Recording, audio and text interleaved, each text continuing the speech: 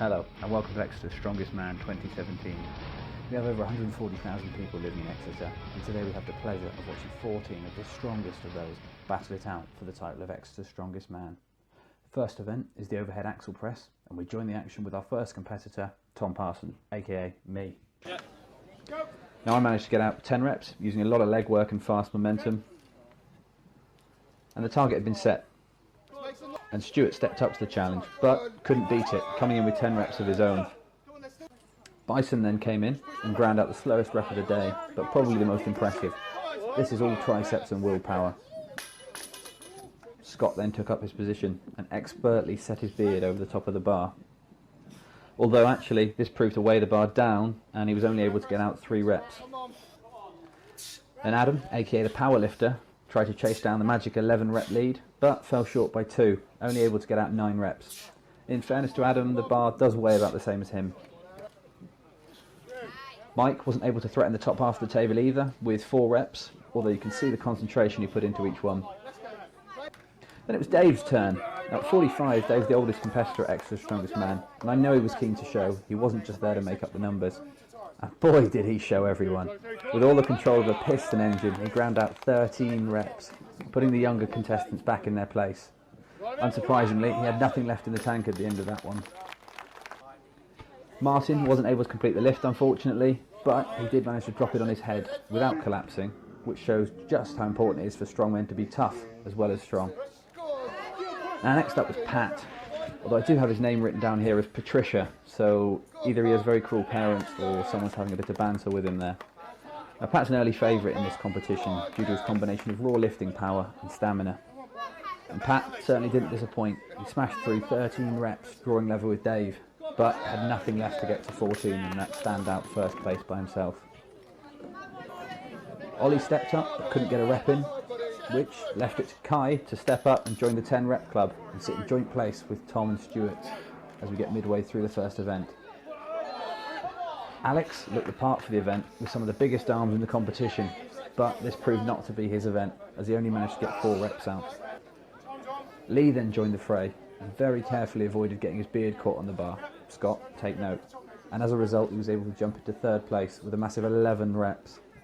This was made all the more impressive by the fact he didn't seem to need any leg power or momentum at all, preferring instead just to use raw power. Last up was Rob, probably the biggest contestant here, and out to prove the old adage that mass moves mass. But it's one thing moving 80 kilograms once, it's another thing entirely moving it 14 times to take the lead. But Rob knew what the target was, he knew what he had to beat, and he ground out every single one of those reps to take victory in the first event. And let's not forget, this is 80 kilos he's lifting above his head. That's the same weight as a baby elephant, repeatedly, 14 times. The final standings, Rob in 1st place on 14 reps, and Dave and Pat joint 2nd on 13 reps. Alice caught up with Rob straight after the event to see how he was feeling. Alright. How are you doing? All good. Good? Yeah. So did you expect to win? Expected to do well in it, but I wasn't expecting to win, but yeah, it's good. Good. The event. Good. Best event I've ever won, so Excellent. happy days. You've never done this before? I've done one other comp, but it was a tryout, but I injured myself halfway through last year, so I haven't been able to do anything. So is this a personal best for you then? Yeah, so coming back. Excellent. Again. What kind of training did you do for it? I've just been doing like all the sort of main training, like the overhead press, just doing all the events basically over and over again. Oh. Just getting used to the weights. And this is your best event, do you think, or favourite? One of my strongest events, yeah, I would say so. Overhead. Excellent. Yeah. Wow, well that's great to hear. Welcome to event number 2 of Exeter's Strongest Man, the medley. This event is split into 3 sections, all of which had to be completed in under 75 seconds. Starting with the farmer's walk, carrying a total of 160 kilos down the 18-metre course, then straight into the duck walk, swinging 120 kilos between your legs back up the course, before finishing with flipping a 180 kilo tyre back all the way from where you came from. Ollie set the scene, starting strong and making good solid progress in the duck walk.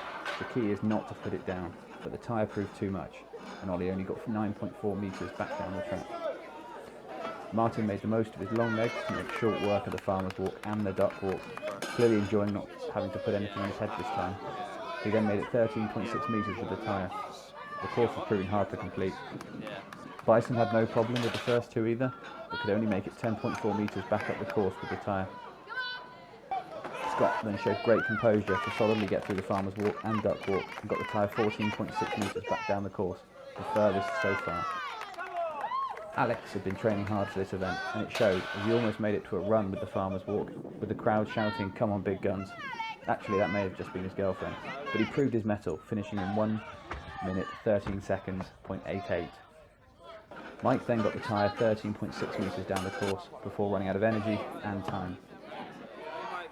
Adam started off strong on the farmer's walk, but couldn't get to grips with the duck walk, dropping it 3 times. The effort it takes to pick it up each time saps your energy, so by the time he got to the tyre, he could only manage the 1 flip. Kai began incredibly fast, looking like a competitor for the win, but he went too fast on the duck walk and nearly lost an ankle. Picking it up slowed him down too much, and he could only get the tyre 12.4 metres up the road. Stewart showed his fitness, and despite taking a bit of a detour on the farmer's walk, blitzed through the course in 1 minute 12.96, becoming the leader overall and setting a hard time to beat. Then I followed suit, setting off like a gazelle that's had too much caffeine.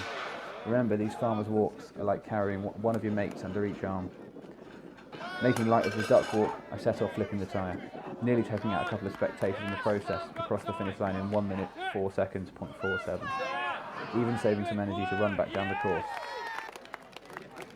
Lee couldn't keep the momentum going on the duck walk and could only get 0.7 metres with the tyre before running out of time. Pat then took his turn, another early favourite to do well. He had no problem with the farmer's walk and the duck walk, perhaps some of his CrossFit training paying dividends. He casually flipped the tyre to the end of the course in 1 minute 14.06 seconds, or, to put it another way, 0.18 of a second behind Alex. Margins don't get any tighter than that, and he would have loved to have got an extra point out of the event, I feel. Dave, who was so impressive in the first event with the shoulders, couldn't keep the duck walk together and dropped it twice. This delayed him so much he could only get the tyre 5.7 metres down the course. Now last but not least, Rob stepped up, and for a big lad, he showed his dynamicism and athletic ability by cruising through the farmer's walk and duck walk.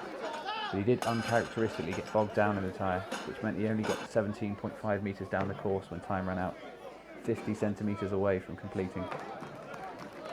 So with only 4 people finishing the course and 8 seconds between first and second place, the medley had taken no prisoners. A change in the leaderboard, with Dave slipping out of the top 3 and me stepping in. Rob holds on to first place, with Pat now in second. Only 1 point separates the top 3, with 3 events to go.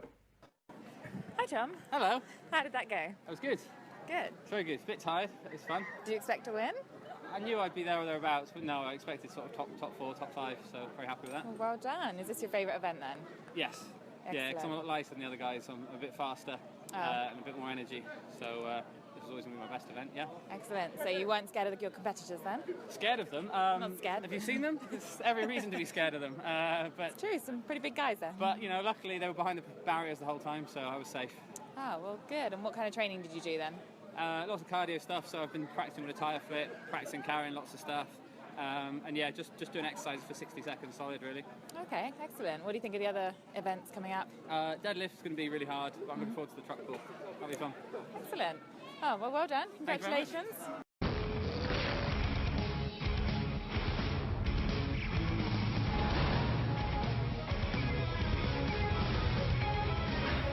Welcome everybody to round 3 of Exeter's Strongest Man as we head into the fun zone. This event is the deadlift, the true definition of a strong man. There are no excuses here, no little techniques to cheat the weight up. Either you grit your teeth and pull with every muscle, fibre and sinew in your body, or the weight doesn't come off the ground. It's as simple as that. Everyone starts trying to lift the 150 kilos, which is a warm-up for most of these guys, and then they keep lifting in 20 kilo increments until we have a deadlift champion. All the contestants had no problem with the opening weight, and we join the action as we get over the magical 200 kilos, or to put it another way, a Yamaha R1 with a full fuel tank.